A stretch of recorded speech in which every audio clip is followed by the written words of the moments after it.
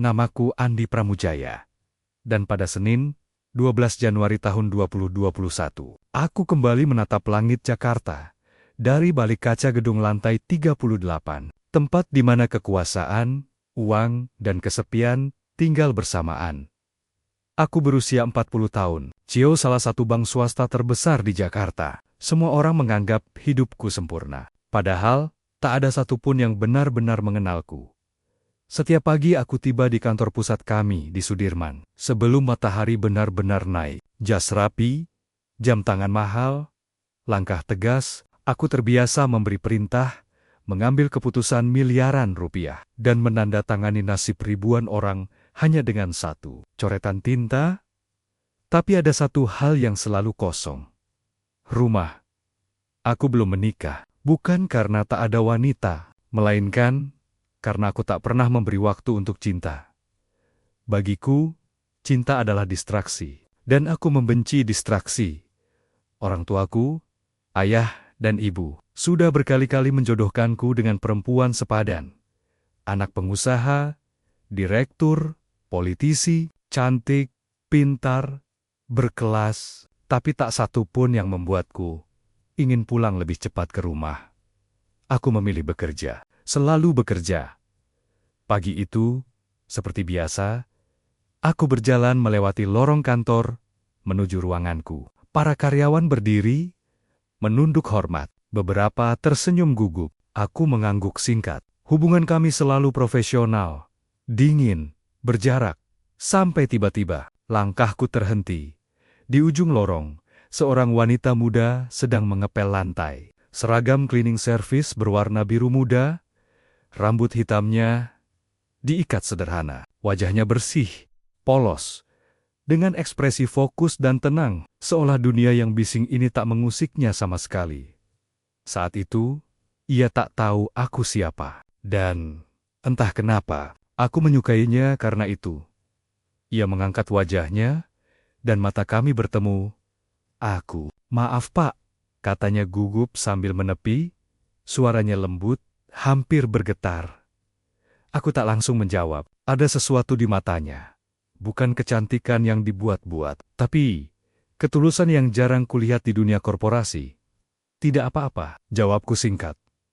Aku melangkah pergi, tapi dadaku terasa aneh, seperti ada sesuatu yang bergeser. Pelan, tapi pasti, di dalam ruanganku, aku mencoba kembali fokus. Laporan keuangan, rapat Dewan Direksi, target kuartal pertama, semua berjalan sempurna, seperti biasa.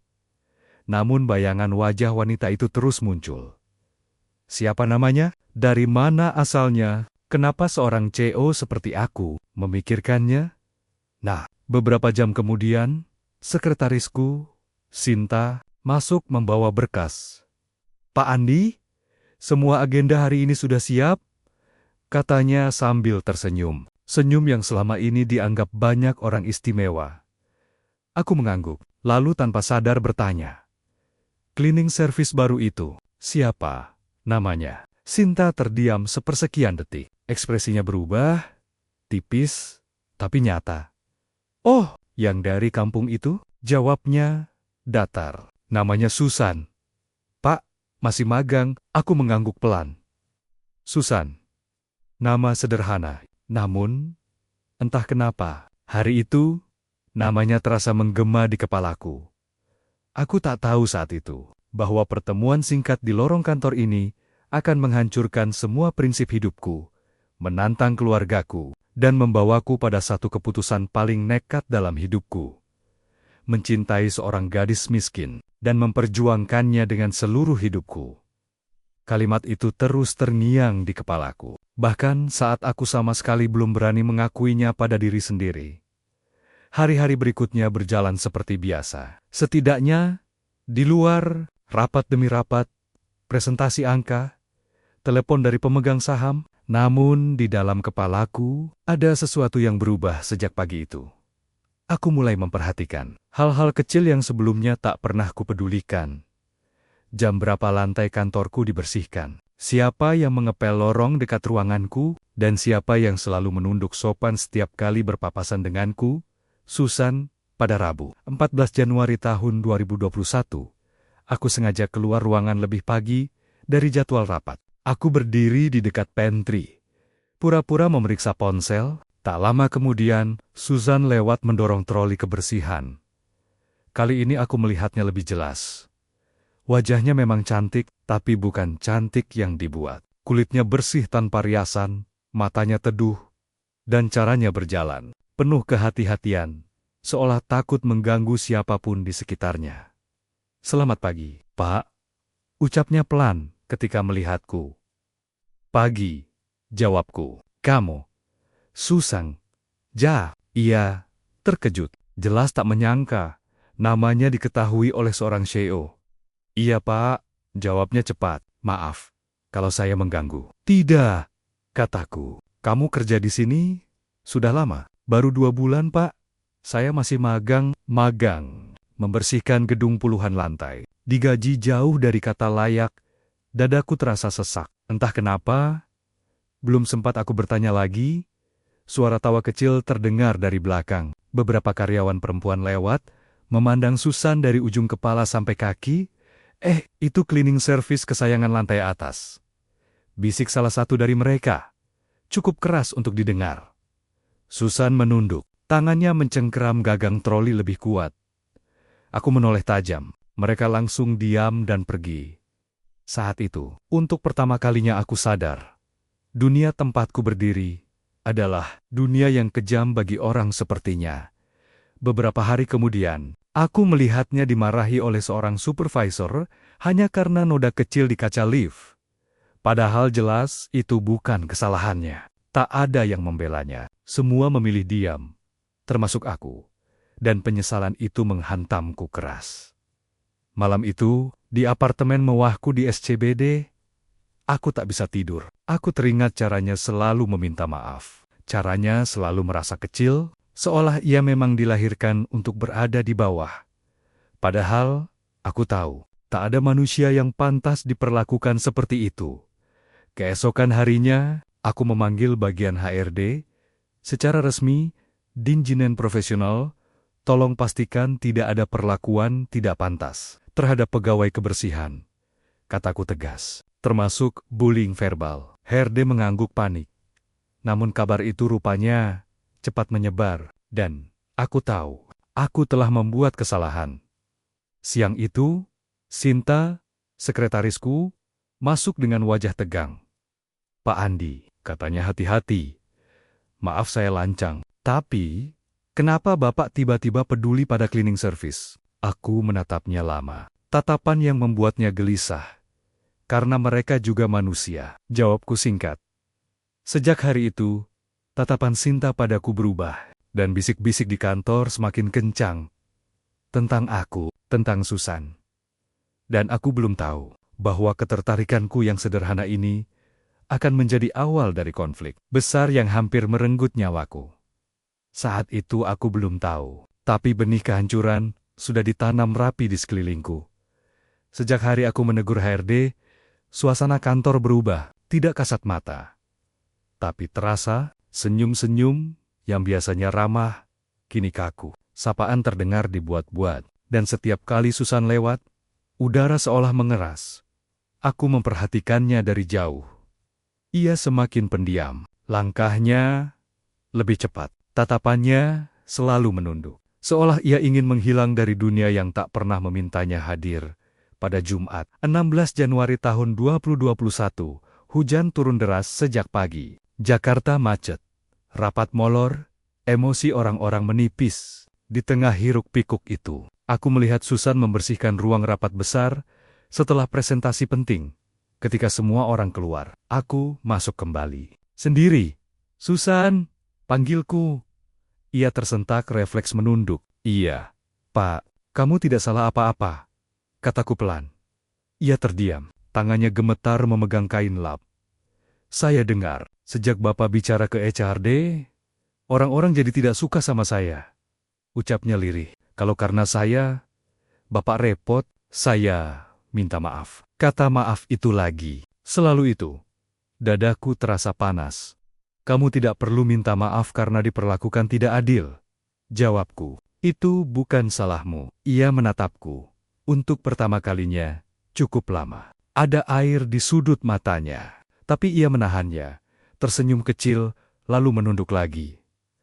"Terima kasih, Pak," katanya. "Saya cuma ingin kerja dengan baik. Aku ingin mengatakan lebih. Ingin bertanya tentang hidupnya, tentang kampungnya, tentang mimpi-mimpinya. Tapi jarak itu masih terlalu tebal. Dan di balik pintu kaca, ada sepasang mata yang memperhatikan kami. Sinta." Sejak hari itu, laporan-laporan kecil mulai menumpuk di mejaku. Tentang Susan yang katanya ceroboh. Tentang troli yang menghalangi lorong. Tentang ketidaknyamanan beberapa karyawan. Aku tahu ini bukan kebetulan. Sore harinya, aku menerima telepon dari ibuku. "Andi," katanya dingin. "Ibu dengar gosip aneh dari teman arisan ibu. Katanya kamu dekat dengan pegawai rendahan di kantor." Aku menghela napas. "Itu hanya gosip, Bu. Jangan buat malu keluarga," tekan ibu. "Kamu tahu statusmu." Telepon itu memutus sisa ketenanganku. Malamnya, saat aku pulang lebih larut dari biasa, lift gedung parkir tiba-tiba berhenti mendadak di lantai bawah. Lampu berkedip. Aku terhuyung. Detik berikutnya, tubuhku terlempar saat mobil di belakangku melaju terlalu cepat. Suara benturan keras. Kaca pecah. Dunia berputar. Aku tak ingat apa-apa selain rasa sakit yang menembus dada. Dan hal terakhir yang samar kulihat sebelum gelap menelan segalanya, adalah wajah Susan yang berlari ke arahku. Menangis, memanggil namaku dengan suara gemetar. Lalu semuanya gelap. Aku terbangun dengan bau obat yang menyengat dan suara alat monitor berdetak pelan. Kepalaku berat, dadaku terasa seperti diremas. Lampu putih di langit-langit membuat mataku perih. "Pak Andi sadar." Suara itu terdengar familiar. Saat fokusku perlahan kembali, kulihat Susan berdiri di samping ranjang rumah sakit. Matanya sembab, seragam kebersihannya masih ia kenakan. Tangannya gemetar memegang pagar ranjangku. "Di mana?" "Aku," suaraku serak. "Di Rumah Sakit Medika Sudirman." "Pak," jawabnya cepat. "Bapak kecelakaan di parkiran. Mobil Bapak ditabrak dari belakang." Ingatan itu menghantamku pelan-pelan. Lift parkir, benturan, gelap. "Sudah berapa lama aku di sini?" tanyaku. "Hampir 6 jam," katanya lirih.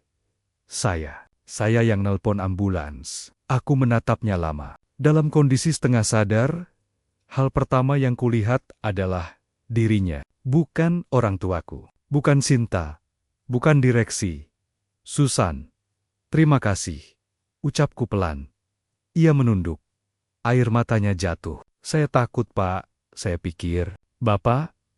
Ia tak sanggup melanjutkan.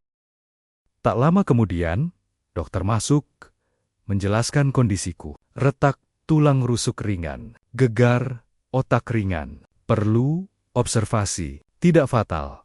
Kata yang seharusnya melegakan, tapi justru membuatku berpikir. Aku hampir mati, dan satu-satunya orang yang ada di sana adalah Susan. Beberapa jam kemudian, orang tuaku datang. Ibu menangis. Ayah marah, bukan pada kejadian, tapi pada kelalaianku. Mereka tak melirik Susan sama sekali, seolah ia tak ada. Sinta datang belakangan rapi, wanjian profesional, tatapannya sekilas jatuh ke Susan. Dingin, penuh perhitungan. "Syukurlah Bapak selamat," kata Sinta.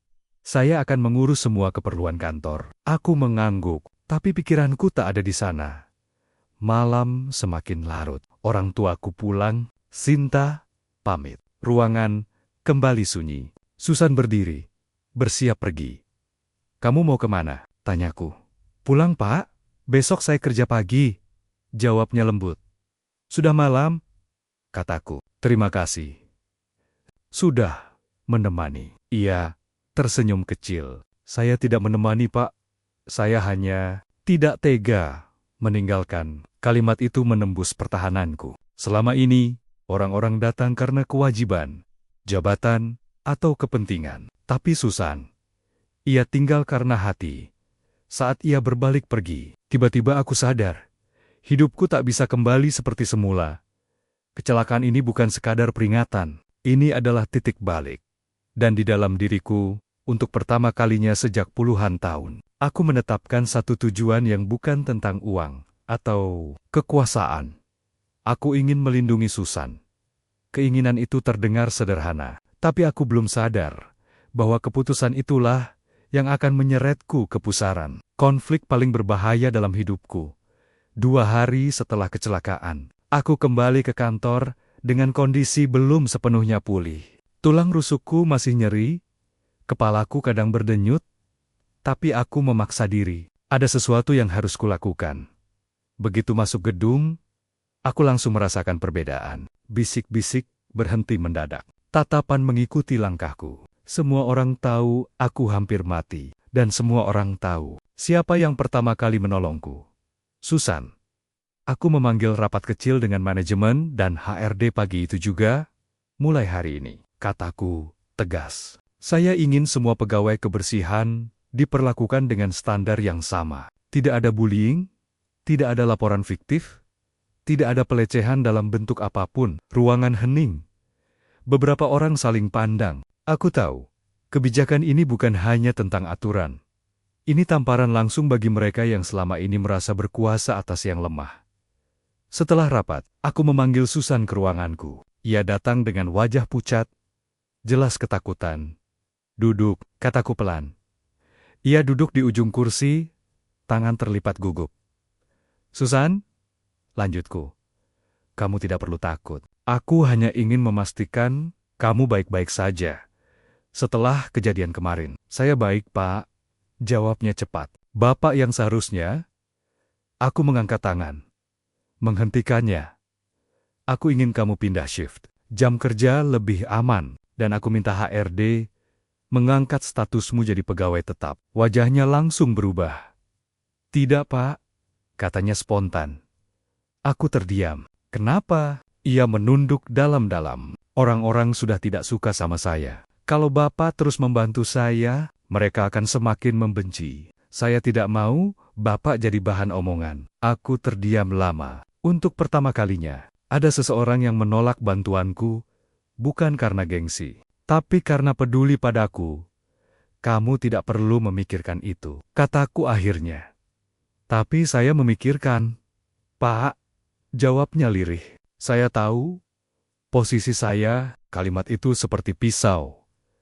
Sejak hari itu, tekanan meningkat. Laporan anonim masuk ke dewan direksi, gosip, sampai ke telinga pemegang saham. Bahkan ayahku menelepon dengan suara penuh amarah. Andi, kamu sudah gila, bentaknya, mengorbankan reputasi demi cleaning service. Aku menggenggam ponsel kuat-kuat. Aku tidak mengorbankan apapun. Ya, aku hanya bersikap adil. Kamu lupa siapa dirimu, teriaknya. Dan kamu lupa keluarga. Telepon ditutup. Malamnya, aku menerima laporan investigasi kecelakaan. Mobil yang menabrakku. Tidak, rem blong. Ada indikasi kelalaian serius, bahkan kemungkinan sabotase. Dadaku menciut. Dan entah kenapa, nama yang terlintas di kepalaku bukanlah pesaing bisnis, melainkan orang-orang di sekelilingku yang merasa terusik karena satu hal kecil bernama Susan. Saat itu aku sadar, keputusanku melindungi seorang gadis miskin telah membuatku berdiri tepat di tengah medan perang, dan badai yang sesungguhnya baru saja akan dimulai. Aku merasakannya sejak pagi itu. Udara di kantor terasa lebih dingin, lebih berat, seolah ada sesuatu yang mengintai dari balik senyum-senyum palsu.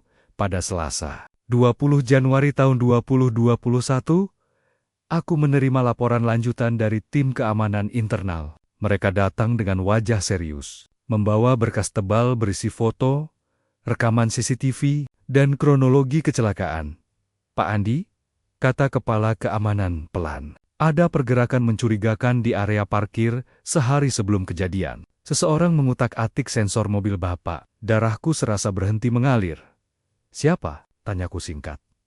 Kami belum bisa pastikan. Tapi orang itu bukan orang luar. Dia punya akses gedung. Aku menutup mata sesaat. Ancaman itu nyata dan berasal dari dalam.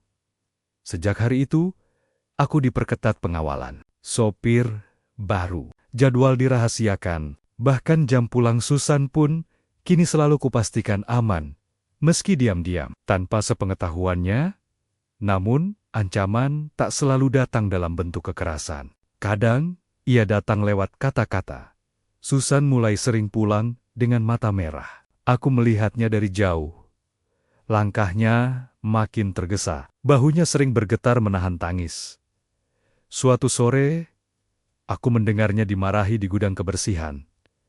"Kamu pikir kamu siapa?" Suara seorang staf wanita terdengar sinis. "Cuma tukang pel. Sok dekat sama Pak Andi." Aku melangkah masuk. Suara itu langsung terdiam. "Keluar," kataku dingin. Mereka pergi dengan wajah pucat. Susan berdiri kaku, air mata jatuh tanpa suara. "Kenapa kamu tidak lapor?" tanyaku. Ia menggeleng. "Tidak apa-apa, Pak. Saya sudah biasa." Kalimat itu lebih menyakitkan daripada teriakan hari berikutnya. Sinta masuk ke ruanganku dengan senyum yang terlalu sempurna. "Pak Andi," katanya lembut, "demi citra perusahaan, mungkin sebaiknya Bapak menjaga jarak." Banyak pihak luar mulai berspekulasi. Aku menatapnya tajam. Atau mungkin ada orang dalam yang sengaja menyebarkan spekulasi itu. Senyumnya sedikit retak. Saya hanya mengingatkan, "Pak, sejak saat itu, aku tahu, Sinta bukan sekadar tidak suka. Ia merasa terancam." Malamnya, Susan tiba-tiba mengajukan cuti. "Saya mau pulang kampung sebentar, Pak," katanya lirih. "Ibu, saya sakit." Hatiku mencelos. Ada rasa takut yang tak bisa kujelaskan. "Kapan?" tanyaku. "Besok pagi." Aku mengangguk, menahan sesuatu di dadaku. Aku ingin menawarkannya bantuan, ingin menahan kepergiannya, tapi aku tahu, dunia kami terlalu berbeda untuk itu. Saat Susan pergi keesokan harinya, aku berdiri di balik jendela lantai atas, melihat mobil travel kecil membawanya menjauh. Dan entah kenapa, aku merasa kehilangan. Beberapa jam kemudian, sebuah amplop coklat diletakkan di mejaku, tanpa nama pengirim. Di dalamnya hanya ada satu kalimat yang ditulis dengan huruf cetak kasar. "Jangan lanjutkan, atau dia yang akan jadi korban." Tanganku gemetar. Ancaman itu bukan lagi untukku, itu untuk Susan. Dan saat itulah aku sadar, jika aku tetap diam, aku akan kehilangannya. Tapi jika aku melangkah maju, aku mungkin akan menghancurkan segalanya. Di antara dua pilihan itulah aku berdiri, dan untuk pertama kalinya dalam hidupku, aku memilih bukan yang paling aman, melainkan yang paling jujur. Malam itu, aku tidak pulang. Aku duduk sendirian di ruang kerja, menatap kota Jakarta yang berkilau seperti kebohongan besar. Uang, jabatan, pengaruh, semua itu tiba-tiba terasa rapuh. Sebuah ancaman sederhana di atas kertas coklat mampu merobohkan semuanya. Aku memanggil kepala keamanan lagi. "Temukan siapapun yang menyentuh mobilku," kataku. "Dan siapapun yang menyebarkan ancaman ini." Aku tidak peduli jabatan, nada suaraku dingin. Keputusan sudah kuambil. Namun ada satu keputusan lain, yang jauh lebih berbahaya, yang harus kuambil sendiri. Keesokan paginya, Rabu, 21 Januari tahun 2021. Aku memutuskan pergi ke kampung Susan. Tanpa rombongan, tanpa protokol, tanpa memberitahu siapapun selain sopirku. Aku ingin memastikan satu hal. Dia aman, perjalanan keluar Jakarta terasa panjang. Jalanan menyempit, rumah-rumah sederhana berjejer. Aku berhenti di sebuah rumah kayu kecil dengan dinding setengah papan. Disitulah Susan tinggal. Ia terkejut melihatku. "Pak Andi?" Suaranya bergetar. "Bapak, kenapa ke sini?" "Aku hanya ingin memastikan kamu baik-baik saja," jawabku jujur. Ibunya terbaring lemah di dalam, tersenyum ramah, meski tubuhnya ringkih. Aku membantu biaya pengobatan, diam-diam, tanpa pamer. Susan menolak awalnya, tapi aku memohon. "Anggap ini bantuan dari manusia ke manusia," kataku. Di teras rumah itu, saat senja turun, aku akhirnya mengatakan sesuatu yang selama ini kutahan. "Susan," kataku pelan, "aku tahu jarak kita terlalu jauh. Aku tahu statusku menakutkan, Tapi aku tidak ingin kamu pergi dari hidupku hanya karena itu. Ia menunduk lama, nafasnya bergetar. Pak Andi, katanya akhirnya, Bapak orang baik, tapi dunia Bapak, bukan dunia saya. Kalimat itu menghantamku lebih keras daripada ancaman manapun. Aku tidak minta kamu masuk ke duniaku, jawabku. Aku ingin membangun dunia baru, kalau kamu mau. Ia menatapku, air mata jatuh satu-satu. Aku takut, katanya jujur.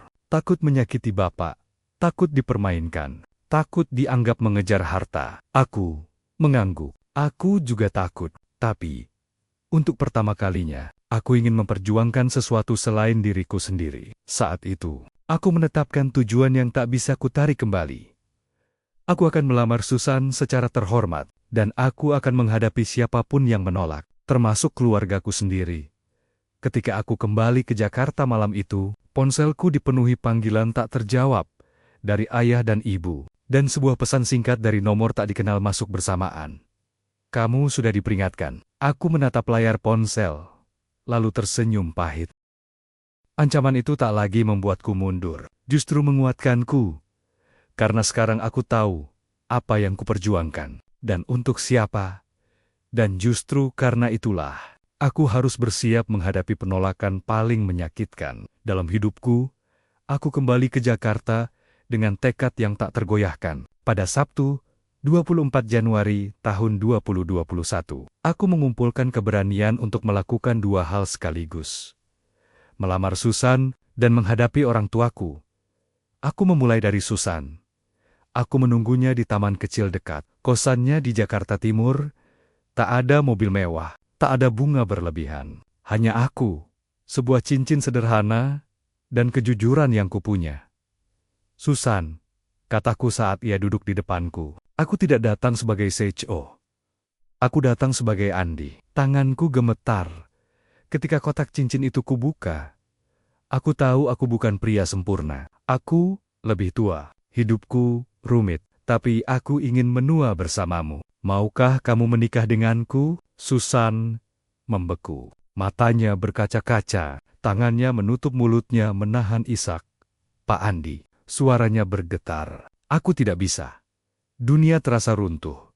Kenapa? Tanyaku pelan. Menahan hancur, karena aku tahu apa yang akan terjadi. Katanya sambil menangis. Aku akan disakiti. Aku akan dipandang hina. Dan pada akhirnya, Bapak akan menyesal memilih aku. Aku menelan ludah. Aku tidak akan menyesal. Tapi aku akan, jawabnya lirih. Maaf, aku belum sekuat itu. Ia berdiri, menunduk dalam-dalam, lalu pergi meninggalkanku bersama cincin yang terasa seperti besi panas di tanganku. Penolakan itu belum seberapa. Malamnya, aku datang ke rumah orang tuaku di Menteng. Begitu aku mengutarakan niatku, suasana berubah menjadi medan perang. Kamu gila, bentak. Ayah, membersihkan lantai kantor saja sudah syukur, masih berani bermimpi jadi istri CEO? Ibu menangis. Andi, ibu membesarkanmu, bukan untuk ini. Aku tidak minta restu untuk kekayaanku. Kataku tegas. Aku minta restu untuk cintaku. Ayah berdiri, menunjukku. Kalau kamu menikahinya, kamu bukan lagi anak kami. Kalimat itu menghantam lebih keras daripada penolakan Susan. Aku pulang malam itu dengan dada kosong dan kepala penuh. Di apartemenku, aku duduk lama dalam gelap, memandangi cincin yang masih tersisa di atas meja. Semua yang kuperjuangkan runtuh dalam satu hari, dan seolah itu belum cukup. Keesokan paginya, aku menerima kabar yang membuat darahku membeku. Susan mengundurkan diri dari pekerjaannya, tanpa pamit, tanpa penjelasan. Saat itulah aku sadar, aku telah kehilangan segalanya, atau justru sedang diuji untuk terakhir kalinya. Pertanyaan itu menghantui kepalaku. Sepanjang pagi, ketika aku duduk di ruang kerja, menatap kursi kosong yang biasanya dilewati Susan setiap hari, ia benar-benar pergi, tidak ada pesan, tidak ada pamit. Seolah ia tak pernah ada di hidupku. Padahal kehadirannya telah mengubah segalanya. Aku memanggil HRD, keamanan, bahkan supervisor kebersihan. Tak satu pun tahu kemana Susan pergi. Kosannya kosong, nomornya tak aktif. Dadaku terasa diremas. Untuk pertama kalinya dalam hidup, aku tak bisa mengendalikan apapun. Rapat direksi pagi itu berjalan kacau. Aku salah menyebut angka. Pikiranku melayang. Sinta memperhatikanku dengan tatapan aneh, antara puas dan curiga. Pak Andi, kalau Bapak butuh waktu istirahat, katanya manis. Saya bisa menggantikan beberapa agenda. Aku menatapnya dingin. Tidak perlu. Tapi setelah rapat, kepala keamanan menghampiriku dengan wajah serius. Kami menemukan sesuatu, Pak, katanya. Ancaman di amplop itu terhubung dengan akun internal kantor. Darahku berdesir. Dan ada satu lagi, lanjutnya. Seseorang sengaja menyebarkan isu ke keluarga Susan di kampung. Katanya, Bapak hanya mempermainkannya. Aku mengepalkan tangan. Itu sebabnya Susan pergi. Bukan karena tak mencintaiku, melainkan karena ingin melindungi dirinya. Dan aku, malam itu, aku tak pulang. Aku mengemudi sendiri, tanpa sopir, menyusuri jalanan Jakarta yang basah oleh hujan. Di tengah kemacetan, aku berhenti mendadak, menepikan mobil, lalu memukul setir sekuat tenaga. Bodoh. Gumamku pada diri sendiri. Kamu terlalu lambat. Di sanalah aku mengambil keputusan tergila dalam hidupku. Aku menelepon ayahku. Yah, kataku tanpa basa-basi. Aku akan mundur dari jabatan CO. Hening panjang di seberang. Kamu mengancam? Tanyanya dingin. Tidak, jawabku. Aku memilih. Jika uang dan jabatan adalah penghalang, maka aku akan menyingkirkannya sendiri. Keesokan harinya, aku mengajukan cuti panjang dan menyerahkan sebagian wewenang operasional. Media mulai berspekulasi, saham bergejolak, dewan panik, tapi aku tak peduli. Aku berangkat ke kampung Susan, kali ini bukan sebagai CO, tapi sebagai pria yang kehilangan wanita yang dicintainya, dan jauh di dalam hati. Aku tahu, jika kali ini aku gagal menemukannya, aku tak akan pernah memaafkan diriku sendiri. Dengan perasaan itu, aku menyusuri jalan sempit menuju kampung Susan. Jalan yang sama, tapi kini terasa jauh lebih sunyi dan menakutkan. Hujan turun rintik pada Minggu, 25 Januari tahun 2021, membasahi tanah merah dan atap seng rumah-rumah sederhana. Aku memarkir mobil di ujung jalan, lalu berjalan kaki. Tak ada jas, tak ada sopir, hanya aku dan rasa bersalah yang menggerogoti dada. Rumah Susan gelap, pintu tertutup rapat. Tetangga-tetangganya memandangku dengan curiga, orang kota yang datang membawa kabar tak jelas. Seorang ibu paruh baya akhirnya mendekat. Cari Susan? Tanyanya pelan. Aku mengangguk. Tenggorokanku tercekat. Dia pergi subuh tadi, kata ibu itu. Menangis. Katanya, mau mulai hidup baru. Tidak mau merepotkan siapapun. Kata-kata itu menghantamku telak. Kemana? Tanyaku cepat. Ke rumah bibinya. Di kota kecil, dekat pesisir. Entah, bertahan atau tidak. Aku mengucap terima kasih. Lalu kembali ke mobil. Tanganku gemetar saat menyalakan mesin. Waktu terasa berkejaran denganku. Jika aku terlambat sedikit saja, aku tahu, aku akan kehilangan Susan untuk selamanya. Perjalanan panjang kulewati dengan pikiran kacau. Di tengah jalan, ponselku bergetar. Nomor tak dikenal. Berhenti sekarang, atau kamu akan menyesal. Aku menutup ponsel itu tanpa menjawab. Ancaman itu tak lagi menakutkan. Yang menakutkan adalah hidup tanpanya. Sore menjelang saat aku tiba di kota kecil yang disebutkan, aku bertanya ke sana-sini. Hingga akhirnya seorang nelayan menunjuk ke sebuah rumah sederhana dekat pantai. Perempuan itu ada di sana, katanya. Aku berlari, tanpa peduli napas tersengal, tanpa peduli harga diriku. Di depan rumah itu, aku berhenti, tanganku terangkat. Ragu, lalu ku dengar suara isak dari dalam. Aku mengetuk. Pintu terbuka perlahan. Susan berdiri di sana, matanya merah, wajahnya pucat. Ia membeku saat melihatku. Pak Andi, suaranya bergetar.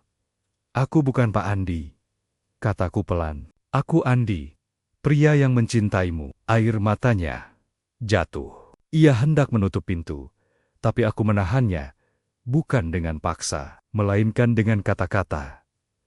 Aku sudah melepaskan segalanya. Ucapku, jabatan, kekuasaan, bahkan restu orang tuaku, jika itu harga untuk tetap bersamamu. Susan terisak. Kenapa, Pa? Pa, kenapa saya? Karena kamu tidak pernah menginginkanku untuk hartaku. Jawabku jujur, dan itu membuatku ingin menjadi pria yang layak untukmu. Ia terdiam lama. Tangisnya mereda. Lalu, untuk pertama kalinya, ia menatapku tanpa takut. Namun di kejauhan, aku tak sadar. Ada sepasang mata yang memperhatikan kami dari balik motor yang terparkir. Dan aku belum tahu bahwa ujian terberat belum datang. Aku baru menyadarinya ketika suara langkah mendekat, memecah keheningan sore itu. Aku menoleh, refleks. Motor yang sejak tadi terparkir di seberang jalan, kini menyala, lalu pergi terburu-buru. Firasatku buruk. Susan juga menyadarinya. Wajahnya kembali pucat. Pak, Andi, katanya pelan. Sejak saya pergi dari Jakarta, ada orang yang terus mengawasi. Dadaku mengeras. Ancaman itu nyata, terlalu nyata. Aku memutuskan membawa Susan pergi malam itu juga. Kami menuju penginapan kecil dekat pantai, tempat aman, kupikir, tapi pikiranku salah. Pagi berikutnya, ponselku dibanjiri notifikasi. Media mengabarkan aku menghilang, saham bank anjlok, dan dewan direksi mengadakan rapat darurat.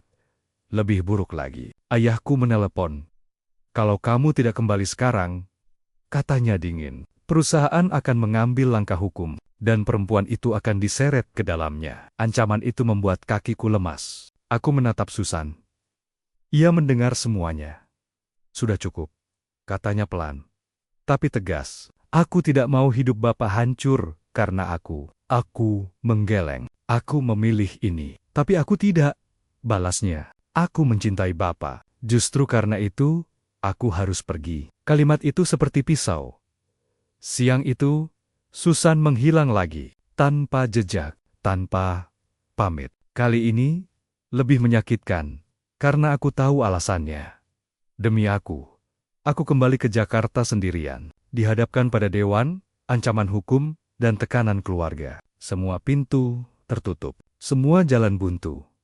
Malamnya, di apartemen gelap, aku duduk memandangi cincin yang belum pernah terpakai itu. Tanganku bergetar. Untuk pertama kalinya, aku benar-benar kalah. Dan satu pilihan terakhir tersisa di hadapanku. Pilihan paling sulit, paling mahal, dan paling menyakitkan. Melepaskan Susan, atau melepaskan hidup lamaku selamanya. Dua pilihan itu berputar-putar di kepalaku sepanjang malam. Seperti vonis yang tak bisa ditunda. Pagi itu, Senin 26 Januari tahun 2021. Aku berdiri di depan gedung kantor pusat bank. Gedung yang kubangun dengan darah, keringat, dan puluhan tahun hidupku. Biasanya, aku merasa berkuasa di sini. Hari itu, aku merasa kecil. Rapat dewan direksi berlangsung tegang. Wajah-wajah serius menatapku, sebagian marah, sebagian kecewa.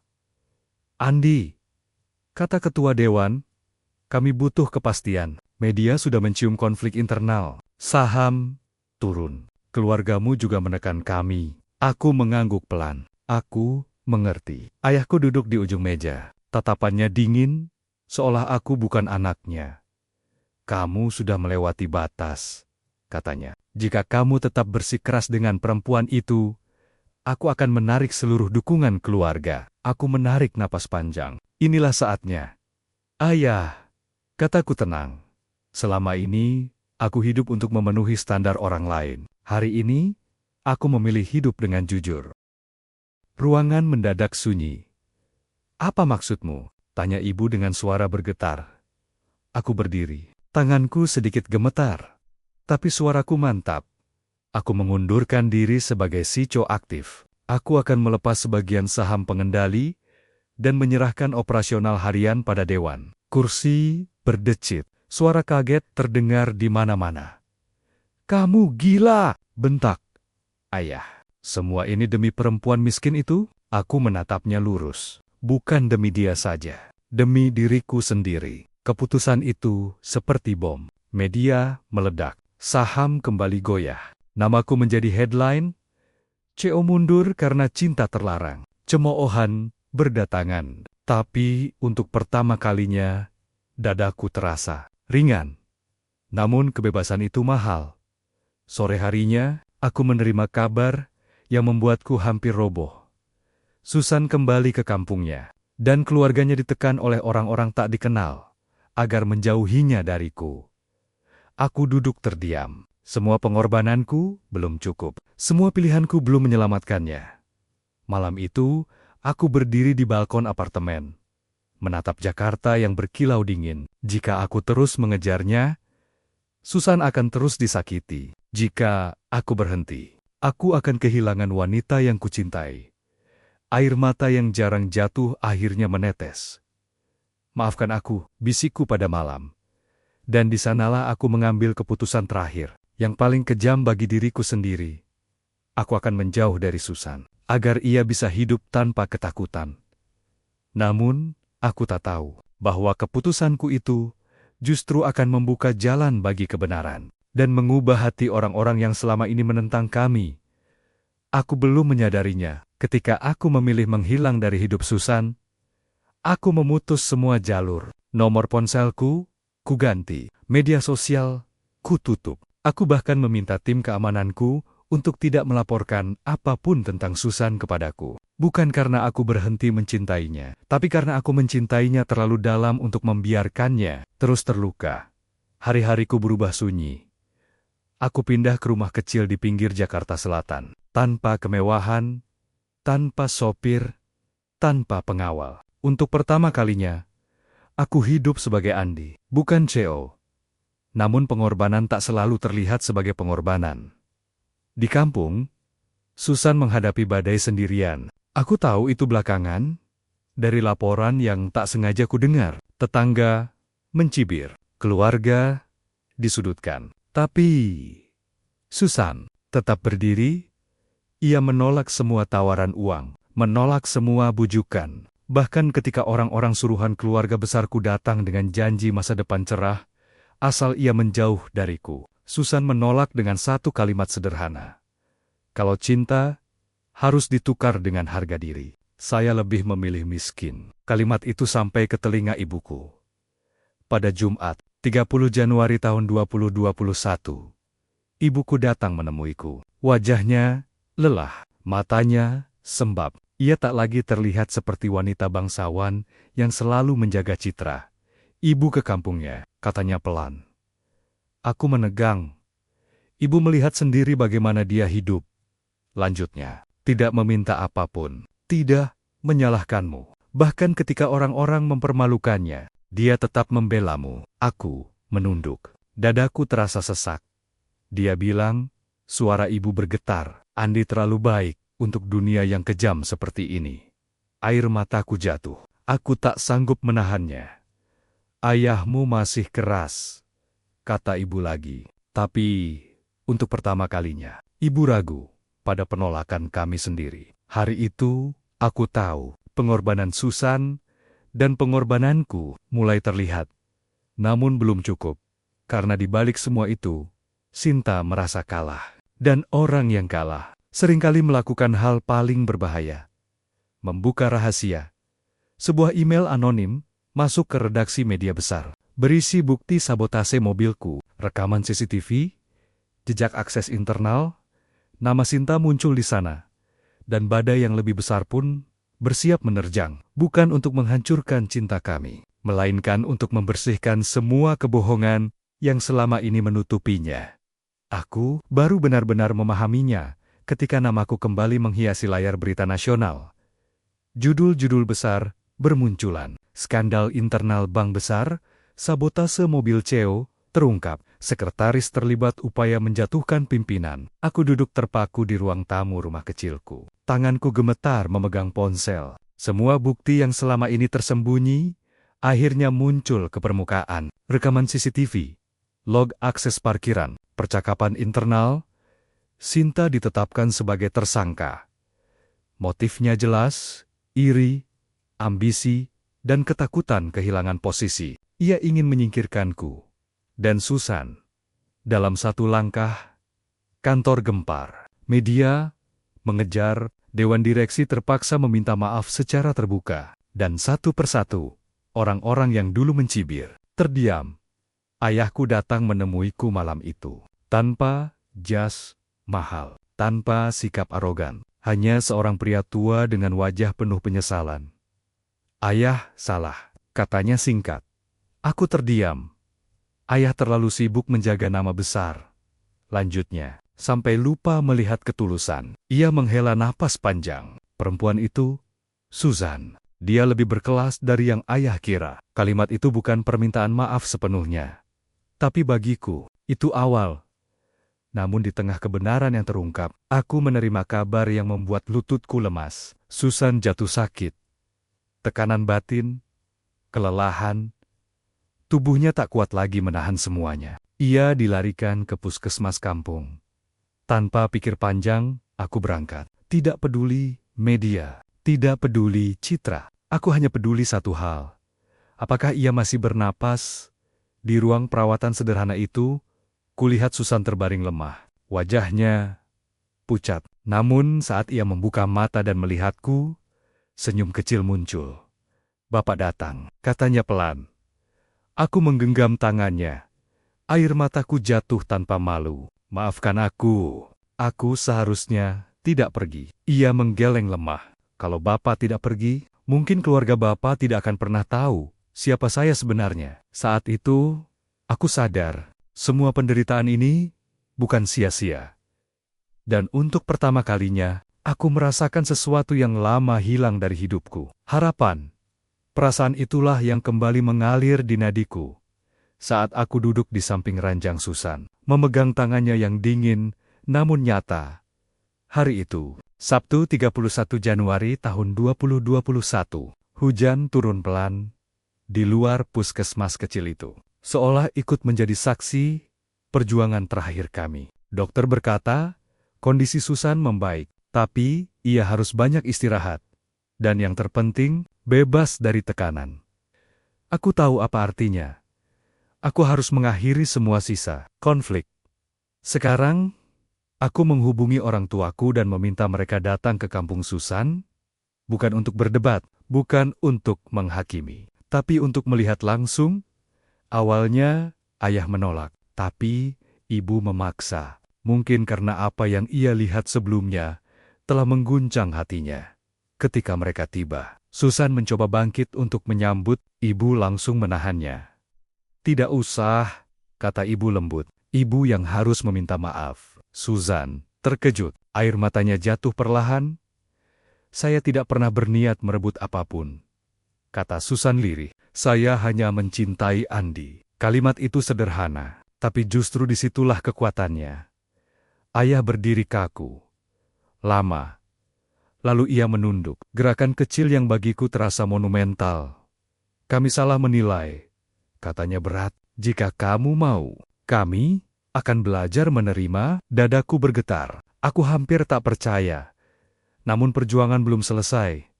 Aku harus kembali menghadapi Dewan Direksi dan publik. Aku mengadakan konferensi pers sederhana, tanpa skrip, tanpa pencitraan.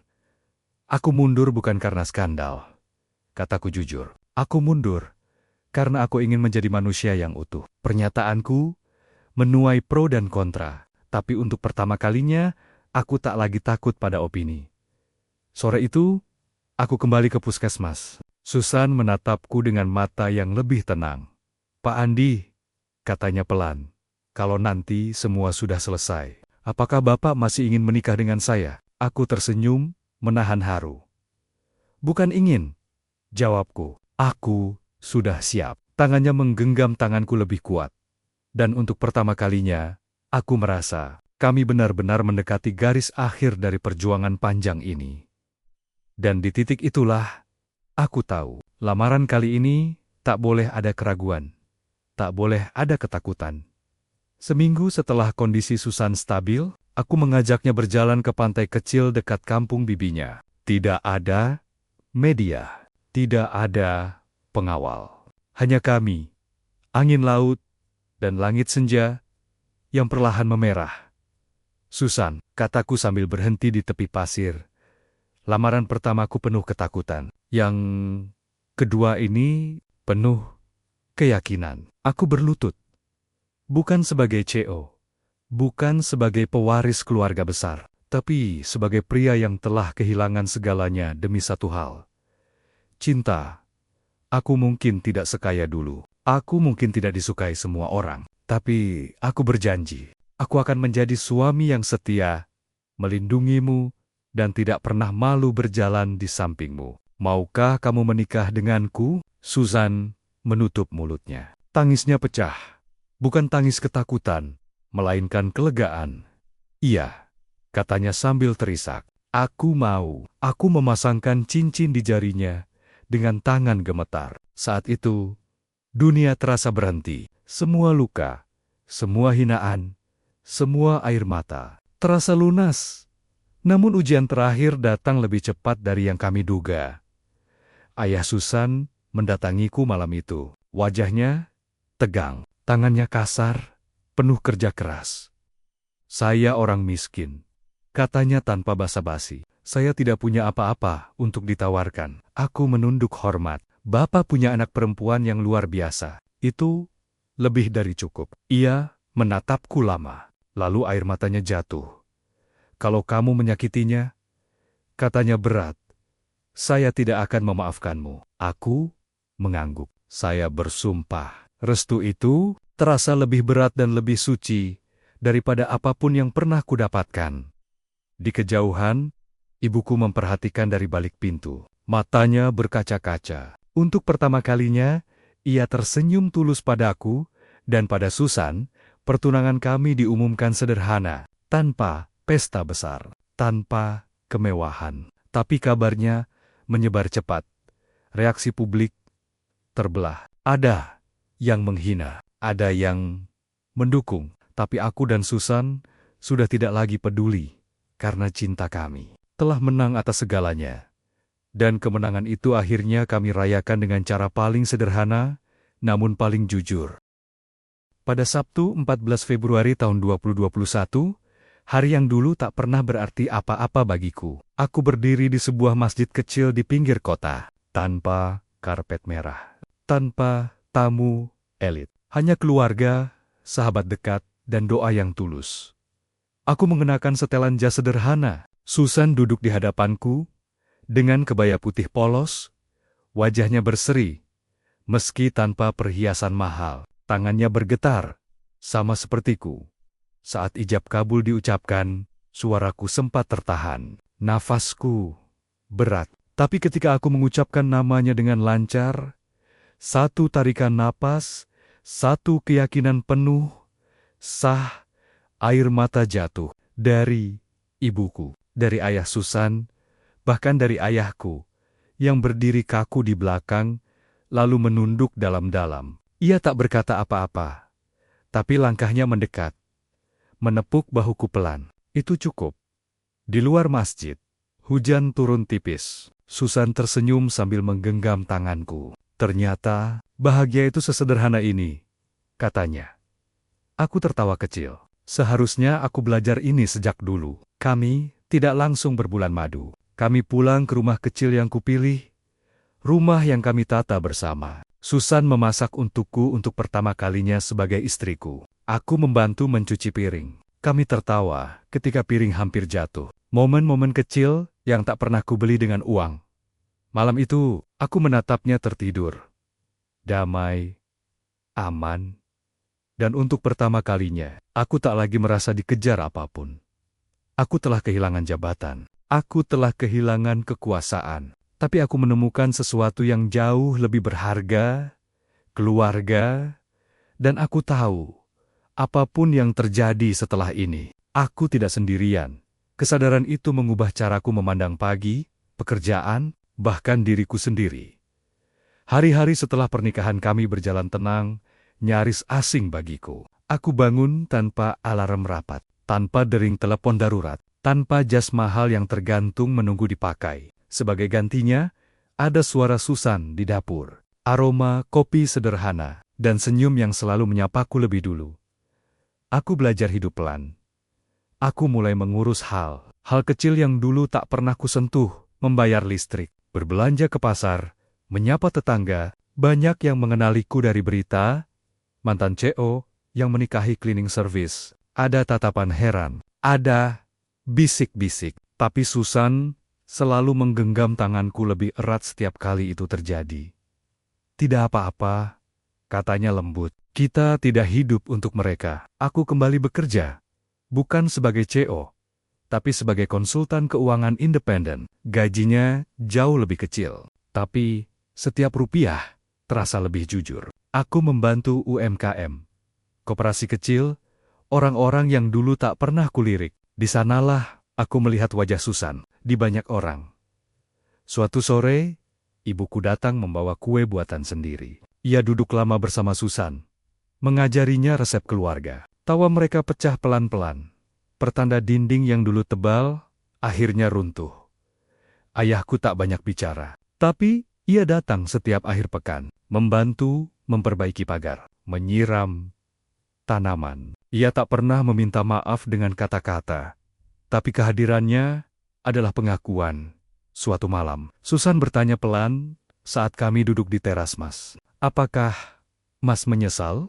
Aku menatap langit, lalu menatapnya. Kalau aku menyesal, jawabku, aku tidak akan sebahagia ini. Ia tersenyum, bersandar di bahuku, dan di sanalah aku mengerti. Bahagia bukan tentang kembali ke puncak, melainkan menemukan rumah di hati seseorang. Pemahaman itu akhirnya diuji ketika masa lalu datang mengetuk pintu dengan cara yang tak pernah kuduga. 6 bulan setelah pernikahan kami, namaku kembali muncul di meja-meja penting. Bank yang dulu kutinggalkan mengalami krisis kepercayaan. Skandal lama berbuntut panjang. Dewan direksi memintaku kembali. Bukan sebagai CO, tapi sebagai penyelamat. Tawaran itu menggiurkan. Kekuasaan, nama besar, segalanya. Malam itu aku terdiam lama. Susan memperhatikanku tanpa bertanya. Ia selalu tahu kapan aku butuh bicara, dan kapan aku hanya butuh ditemani. Kalau Mas kembali, katanya akhirnya, aku akan mendukung. Aku menatapnya. Kamu tidak takut? Ia tersenyum kecil. Aku percaya Mas. Jawaban itu menghantamku lebih dalam dari kontrak manapun. Aku datang ke rapat terakhir dengan satu syarat. Tidak ada perlakuan istimewa, tidak ada kekuasaan absolut, dan kebijakan perlindungan bagi pegawai rendahan harus menjadi prioritas. Mereka setuju, karena mereka tak punya pilihan lain. Namun saat media kembali mengangkat kisahku, ada satu momen yang membuat semua orang terdiam. Susan berdiri di sampingku, sederhana, tenang, tak silau kamera. Ketika seorang wartawan bertanya, apakah Anda menikahi Susan demi citra? Susan yang menjawab, suaranya lembut tapi tegas. Kalau suami saya mencintai citra, dia tidak akan meninggalkan segalanya untuk saya. Sejak hari itu, tak ada lagi yang meragukan ketulusan kami.